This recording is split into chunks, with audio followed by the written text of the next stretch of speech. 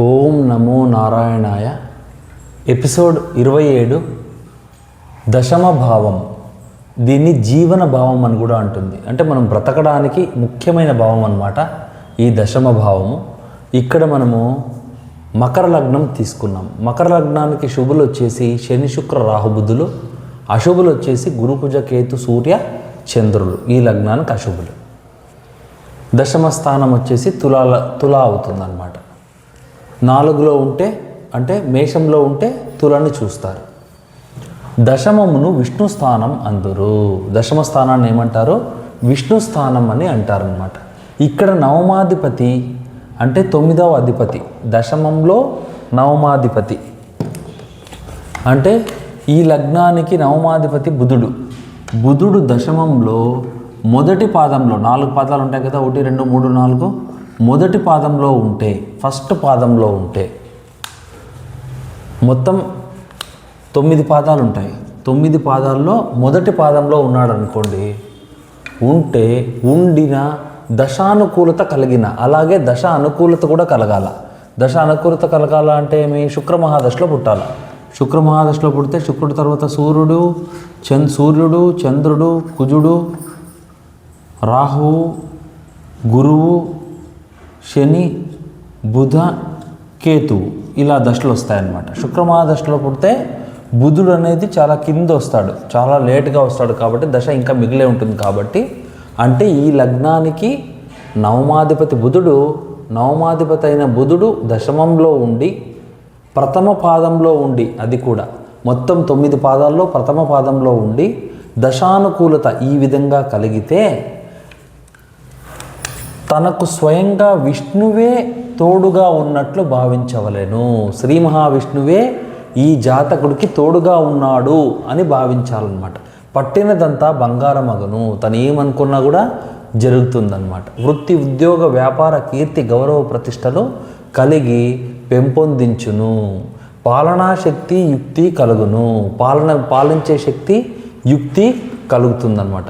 ప్రజా సన్మానములు, రాజ సన్మానములు పొందును. నిగ్రహానుగ్రహ శక్తి కలుగును. నిగ్రహమైన అనుగ్రహ శక్తి కలుగుతుందన్నమాట. ముద్రార్హత లభించును. అంటే గెజిటెడ్ సిగ్నేచర్, గెజిటెడ్ సైన్ వస్తుంది. సకల సంపదలు దినదినాభివృద్ధి చెందును. అన్ని రకాల సంపదలు రోజు రోజుకి అభివృద్ధి చెందుతాయి. వంశవృక్షము పెంపొందును. వంశవృక్షానికి కూడా దశమం అనేది చూస్తామన్నమాట. చావిళ్ళు, సత్రములు, దేవతా మందిరములు, మండపములు కట్టించును.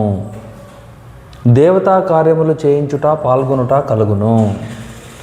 స్వయార్జితము పెరిగి జీవన రక్షణోపాధులు పెంపొంది ప్రఖ్యాతి, ప్రజాదరణ లభించును.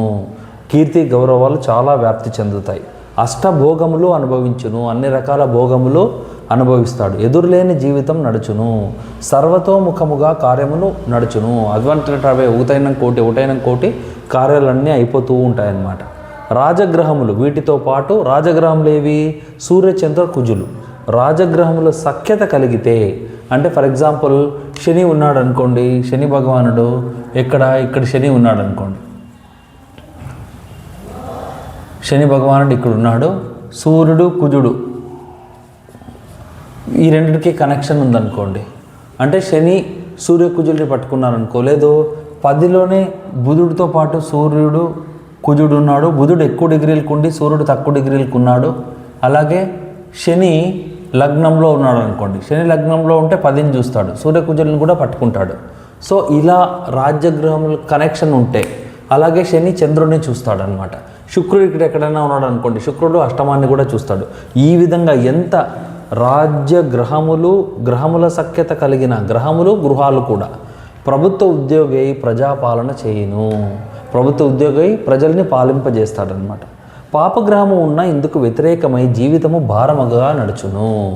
బొట్టు సంపాదన ఉండదు. ప్రతి ఒక్కరితోనూ అవమానాలు, అపవాదాలు. సో పాపగ్రహం ఉన్నాడంటే చాలా కష్టం ఉంటుందన్నమాట.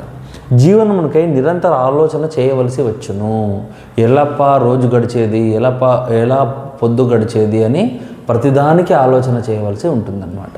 ఇది దశమ భావం గురించి. ధన్యవాదములు.